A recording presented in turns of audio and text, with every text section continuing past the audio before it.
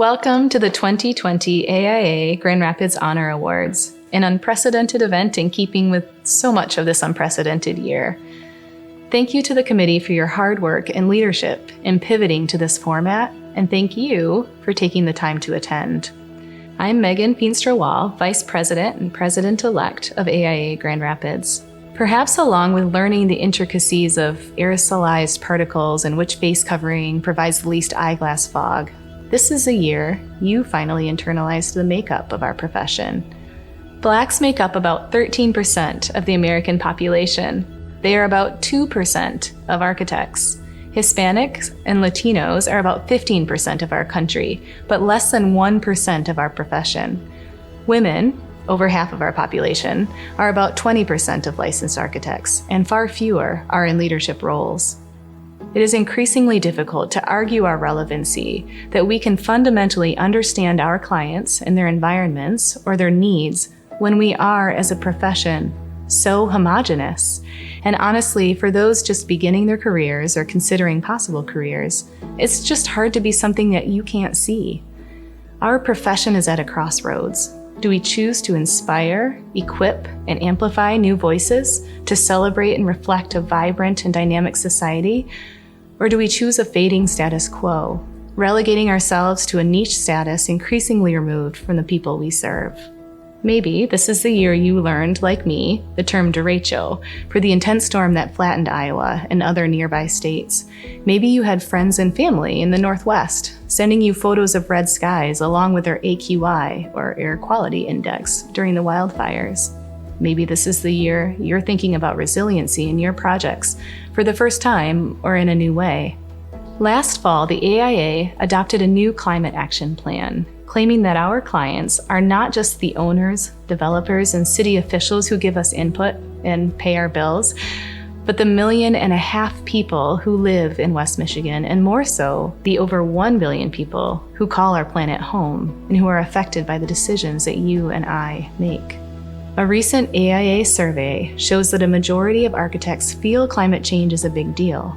At the same time, a majority of them felt they couldn't do much about it, but nearly 40% of carbon emissions are from buildings. We design buildings. Your projects, my projects, no matter how big or how small, contribute. It can be easy to claim that the decisions are not ultimately ours. However, I propose that by doing so, we become complicit in turning our backs on the environment and our fellow humans, and not standing for what we say we believe in.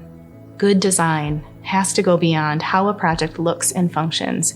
It should be inclusive and integrated and sustainable. West Michigan used to be a leader in sustainability. It is time to be that again.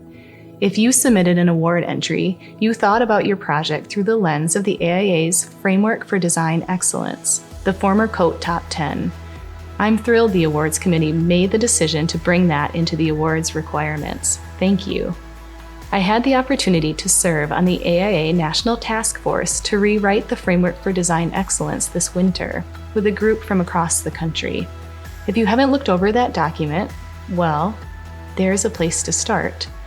The framework defines design excellence in 10 measures and provides questions to ask at the very beginning of a project and throughout a project of any size. I challenge you and your teams to use it on one project and see how it changes the discussion from number of students per classroom or square foot per employee to deeper thoughts on inclusion, or the long-term savings of an efficient envelope, or a value system based on wellness.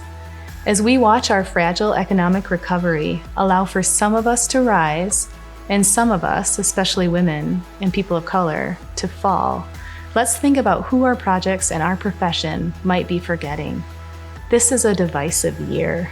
Please be kind, be generous, be considerate, support one another, especially those who may look different from you, because diversity of thought will revolutionize our industry. And please, please go vote. Today, let's celebrate these beautiful projects and these amazing people in this incredible year as we learn how the projects and people we're hearing from went beyond the minimum and started to imagine an equitable, resilient, and healthy built environment.